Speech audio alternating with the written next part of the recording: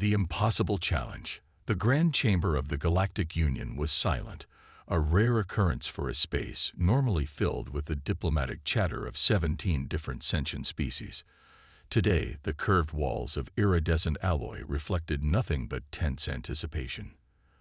The chamber's massive dome, a marvel of alien engineering that showed the actual stars beyond, rather than a mere projection, cast a gentle blue glow over the assembly. Dr. Maya Chen stood alone at the center of the chamber, her hands thrust deep into the pockets of her faded university jacket. She wasn't supposed to be here.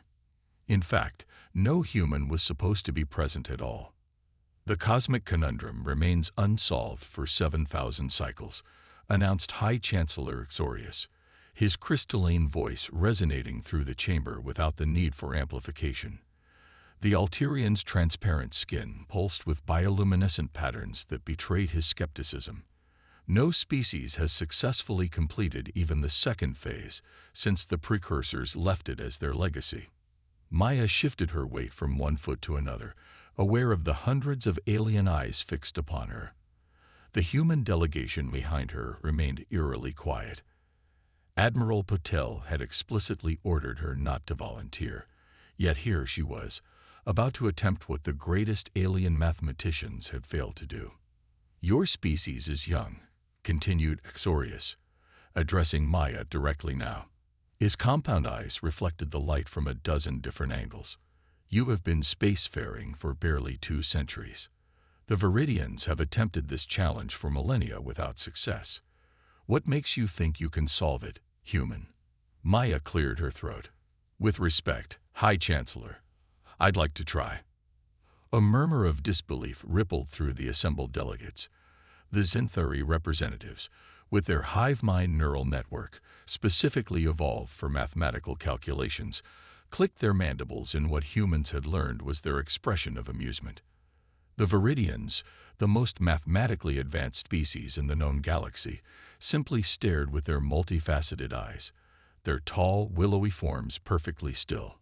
"The human wants to try," sneered Delegate Thrix of the Viridian Mathematical Authority. "Perhaps she doesn't understand what the cosmic conundrum entails." Maya had been briefed, of course.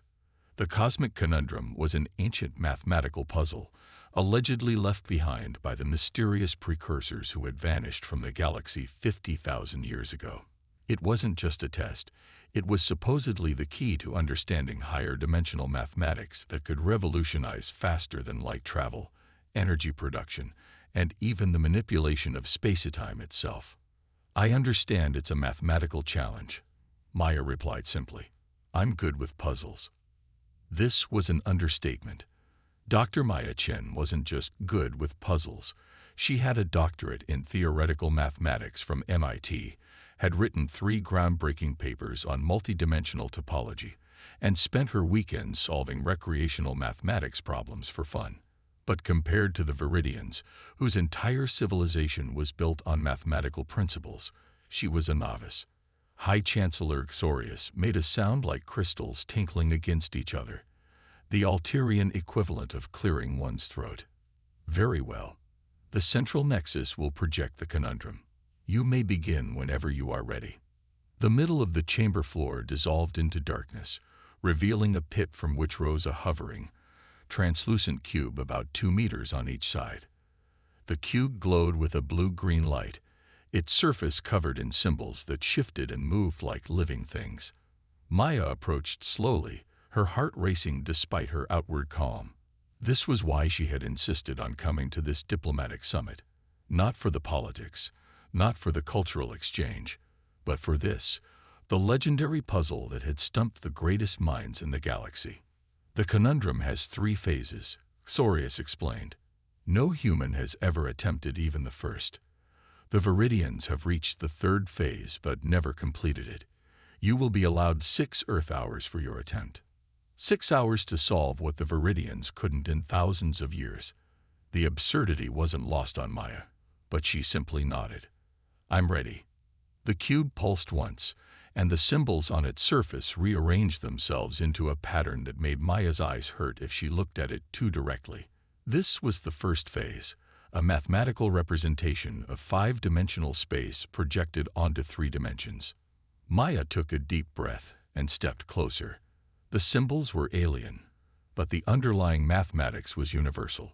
She began to see patterns in the seemingly random arrangement of symbols, cycles, repetitions, relationships between different segments of the puzzle.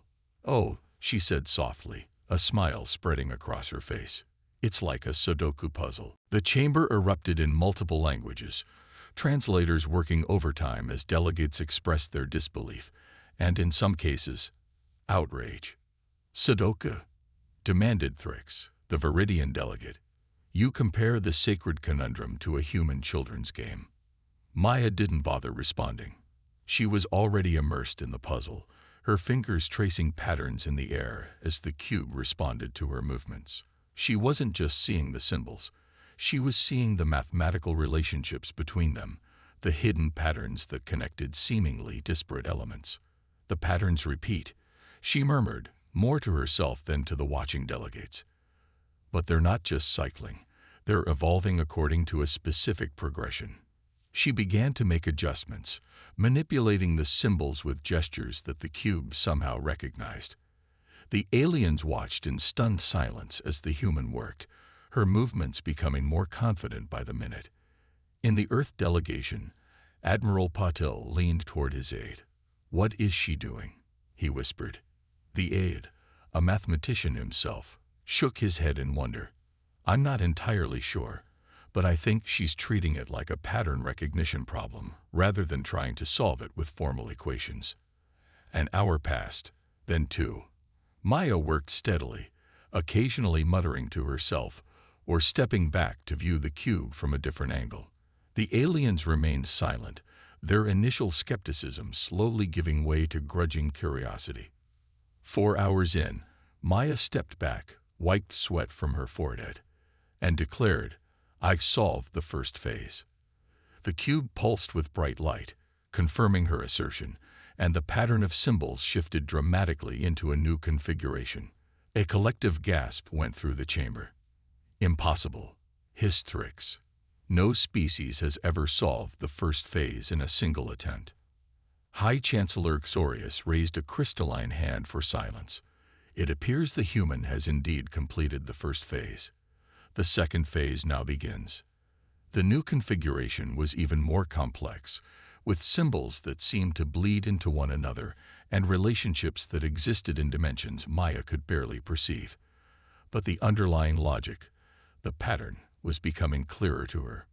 "It's still fundamentally a pattern recognition problem," she said aloud, partly to organize her thoughts.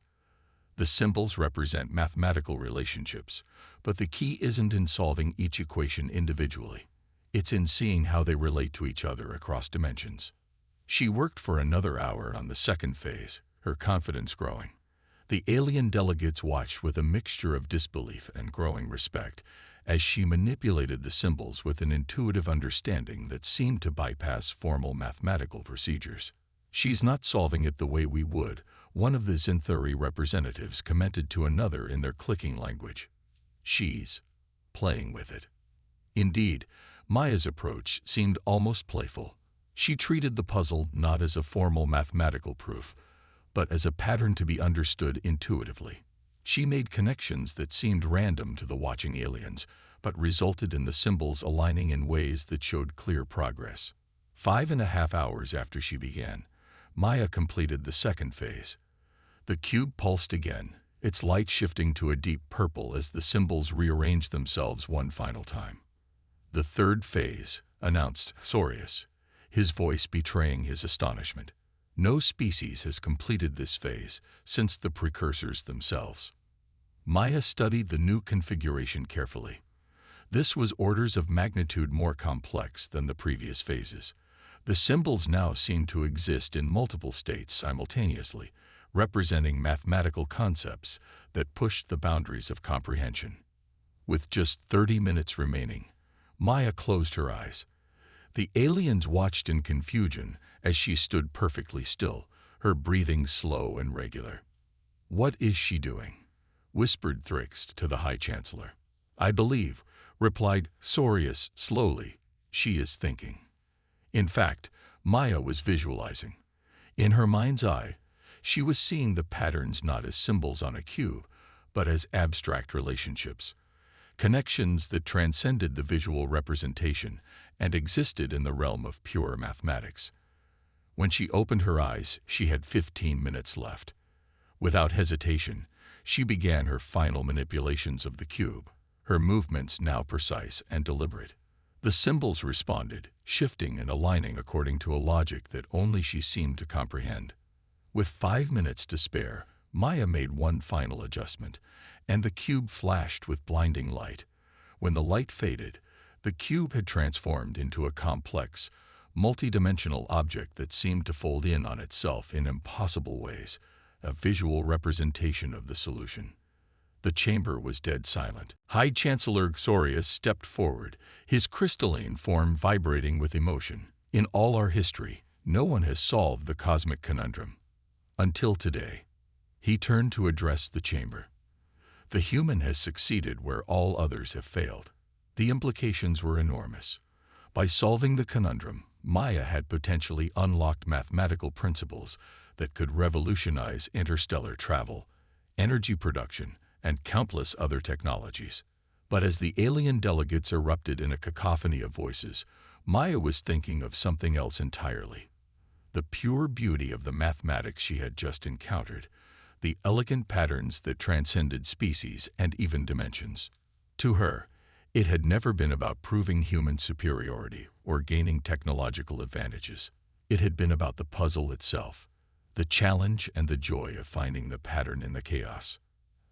As the human delegation rushed to congratulate her, Maya allowed herself a small smile.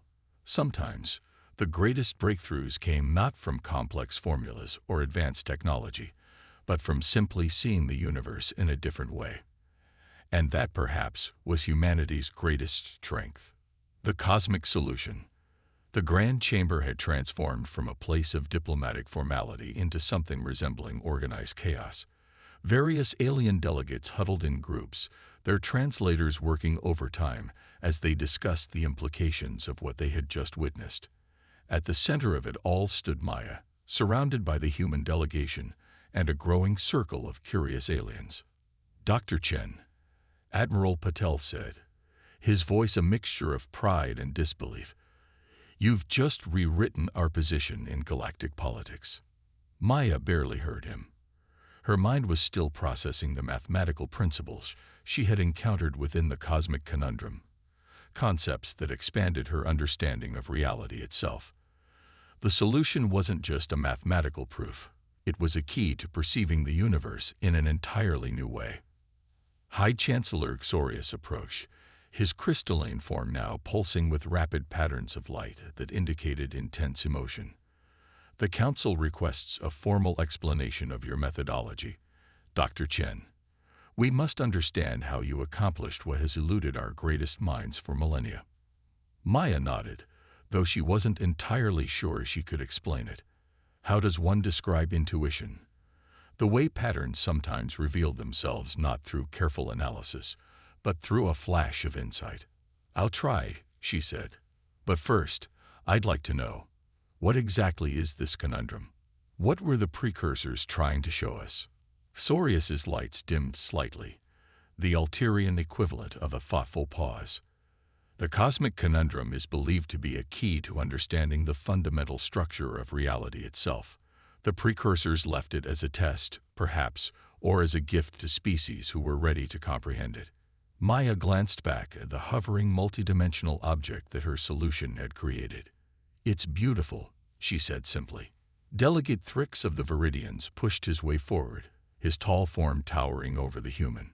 "You will share your methodology immediately," he demanded, a far cry from his earlier dismissive attitude. "The Viridian Mathematical Authority has pursued this solution for thousands of years." Maya was about to respond when she noticed something strange happening to the solution object. It was changing, the patterns shifting in response to. "What?"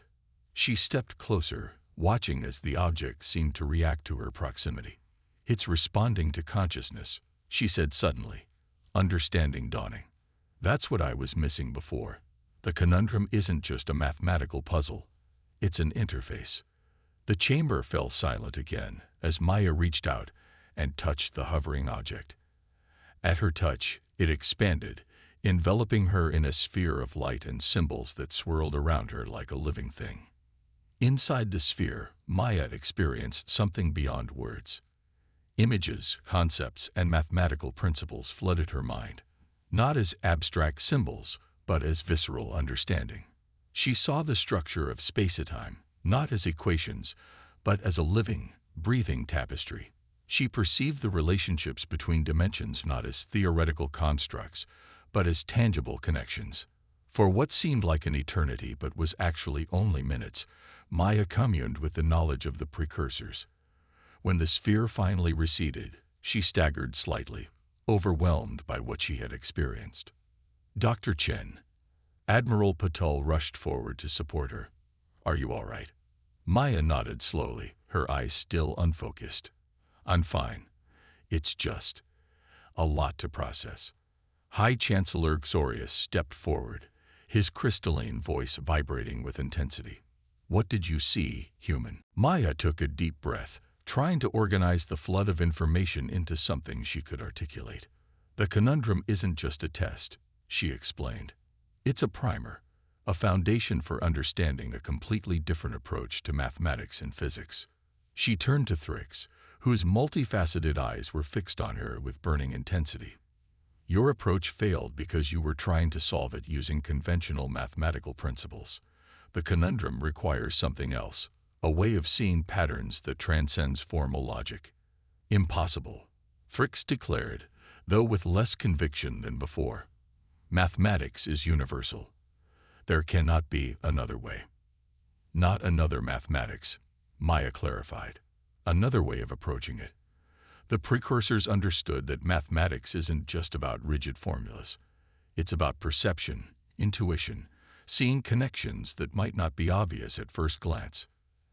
As she spoke, memories flooded back, childhood moments that had shaped her approach to problem solving. Her father, a physics professor, challenging her with puzzles that had no obvious solution. Her mother, an artist, teaching her to see patterns in apparent chaos. The hours she spent as a teenager exploring recreational mathematics not as academic exercises, but as games to be enjoyed. "When I was 10, she told the assembled aliens, my father gave me a puzzle box that had belonged to my grandfather. It was supposedly unsolvable. The mechanism was too complex. But I solved it in an afternoon because I didn't try to understand the mechanism. I just played with it until the pattern revealed itself." She gestured to the solution object, which was now rotating slowly in the center of the chamber. "That's what the precursors were trying to show us. Some problems can't be solved through brute force or formal analysis. They require a different kind of thinking, a willingness to see beyond the obvious, to play with possibilities, to trust intuition alongside logic." The Zinthari representatives clicked rapidly among themselves, their hive mind processing this new perspective. The Viridians remained skeptical, but even they couldn't deny the evidence before them. "What does this mean for interstellar travel?" asked one of the human delegates, a physicist named Dr. Kapoor. The briefing said the conundrum might hold the key to more efficient FTL technology. Maya nodded. "It does, but not in the way we expected. The traditional approach to faster-than-light travel treats space-time as a medium to be manipulated through energy expenditure. What the precursors understood, and what the conundrum demonstrates, is that space-time has inherent patterns, natural folds that can be utilized with minimal energy if you understand how to perceive them." She turned to the hovering solution object and made a simple gesture. The object responded, transforming into what appeared to be a map of sorts, a representation of the local galactic cluster with lines connecting various points. "These are natural space-time conduits," she explained. "They've always been there, but we couldn't see them because we were looking at space all wrong. It's like trying to find the shortest path through a city by looking at a two-dimensional map when the city actually has bridges, tunnels, and elevators that create shortcuts invisible on the flat map." The implications were staggering. If Maya was right, if what she had gleaned from the conundrum was accurate, humanity had just stumbled upon knowledge that would revolutionize interstellar travel, energy production, and possibly even the understanding of consciousness itself. "This cannot be shared freely," declared Thrix suddenly. "Such knowledge must be controlled, regulated by those with the wisdom to use it properly." Murmurs of agreement came from several delegates, but Maya shook her head. "That's not what the precursors intended," she said firmly. "They didn't create the conundrum as a prize to be won by one species. They created it as a gift for any species ready to understand it." "And how would you know their intentions, human?" demanded Thrix. Maya touched the solution object again, and it responded by projecting a series of symbols that scrolled across the chamber walls. "Because they said so," she replied simply. "This is their message, encoded in the solution itself. Knowledge is the common birthright of all who seek to understand." High Chancellor Xorius raised his hands for silence as the chamber erupted in debate. "The Council will need time to verify these claims and discuss the implications," he announced. "Dr. Chen, you will remain as our guest while we determine how to proceed." As the assembly began to disperse, Admiral Patel pulled Maya aside. "You've just changed everything," he said quietly. "Do you realize that? Humanity was barely tolerated in galactic politics before. Now we're the species that solved the unsolvable puzzle." Maya finished. "But that's not why I did it, Admiral." "Then why?" Maya looked back at the solution object, still hovering in the center of the chamber, its patterns shifting in hypnotic complexity. "Because it was there," she said with a small smile. "And because sometimes the universe reveals its secrets not to those who demand them, but to those who approach them with joy and wonder." In the days that followed, Maya worked with representatives from various species to document and explain her approach to the conundrum. The Viridians were reluctant at first, their pride wounded by a human succeeding where they had failed. But eventually, even they acknowledged the value of what Maya had discovered. A new era of cooperation began to emerge as species that had previously competed now worked together to explore the implications of the precursor mathematics. The natural spacetime conduits Maya had identified proved to be real, reducing interstellar travel time by factors of thousands while using a fraction of the energy. But perhaps more importantly, the experience changed how many species approached problems. The rigid, formal methods that had dominated scientific thought for millennia began to give way to more flexible, intuitive approaches. Scientists and mathematicians from different species began to collaborate, combining their unique perspectives to tackle challenges that had previously seemed insurmountable. 1 month after solving the conundrum, Maya stood on the observation deck of the Galactic Union headquarters, watching ships from a dozen species come and go through the newly established Chen corridors, the natural spacetime conduits that had revolutionized interstellar travel. High Chancellor Xorius joined her, his crystalline form glowing softly in the starlight. "The Council has a proposition for you, Dr. Chen," he said without preamble. "We wish to establish an interspecies research institute dedicated to exploring the principles you uncovered. We would like you to lead it." Maya considered the offer. Part of her wanted nothing more than to return to Earth, to her small university office and her puzzles. But another part recognized the extraordinary opportunity before her, the chance to continue exploring the mysteries of the universe alongside minds from across the galaxy. "I'd be honored," she said finally, "on one condition. And that is that we name it after the precursors, not after me. They're the ones who left us this gift. I just happened to be the one who unwrapped it." Xorius made the tinkling sound that humans had learned was his species' version of laughter. "Very well. The Precursor Institute it shall be." He paused, his lights shifting to a pattern that indicated curiosity. "May I ask you something, Dr. Chen? Something personal?" "Of course. When you were solving the conundrum, when you were approaching it in that intuitive way that none of us had considered, what did it feel like?" Maya thought about it, watching the stars beyond the viewport. "It felt like playing," she said simply. "Like when you're so absorbed in something you enjoy that time seems to stop, and everything else falls away. And there's just you and the puzzle dancing together." Sorius was silent for a long moment. "Perhaps," he said finally, "that is what we have forgotten. That amid all our technological advances and scientific rigor, there is still value in play, in joy, in approaching the universe with wonder rather than demand." As they stood there, watching the ships navigate the invisible pathways that had always been there, waiting to be discovered, Maya thought about humanity's place in the cosmos. They were newcomers, yes, young and sometimes reckless, often misunderstood, but they brought with them something precious, a willingness to see the universe not just as a problem to be solved, but as a mystery to be embraced. And in the end, perhaps that was their greatest contribution to the galactic community, not the solution to an ancient puzzle, but a reminder that sometimes the most profound discoveries come not from conquering the unknown, but from dancing with it.